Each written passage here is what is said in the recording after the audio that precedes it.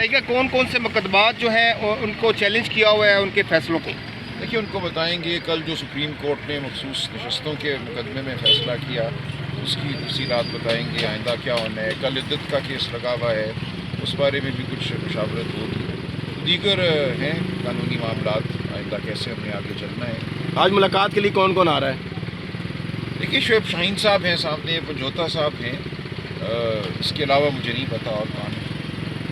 चले, thank you. आपने जो अपीलें दायर कर रखी हैं उनकी समाअत हो रही है, अदलिया के ऊपर कितना समाअत की हमारी जो इलेक्शन अपील है उस पर तो भी नहीं हो रही, लेकिन बहरहाल देखिए हम अदलिया के साथ जुड़े हुए हैं और इसके अलावा कोई रास्ता नहीं है। हम अदलिया को भी सपोर्ट करेंगे और तकाजा उमर अयूब साहब की कल मुलाकात हुई वहाँ पे अमेरिकी सफ़ीर से, आप थे मुलाकात में या इस मुलाकात को कैसे देख रहे हैं?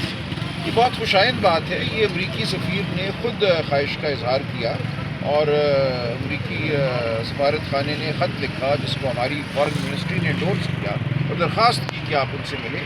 नेशनल असम्बली में आकर उनकी मुलाकात हुई स्पीकर से, उमर अयूब साहब से और वज़ीर आज़म से। ये ठीक था मामला।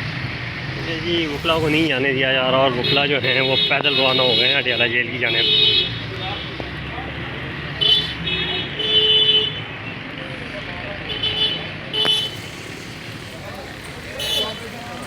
शुएब शाहीन साहब पैदल जा रहे हैं, तकरीबन 1 किलोमीटर का फासला जो है वो पैदल तय करेंगे अब।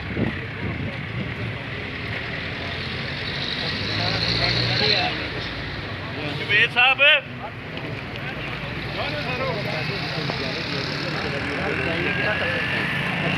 बदमाशी का क्या हाल कर सकते हैं?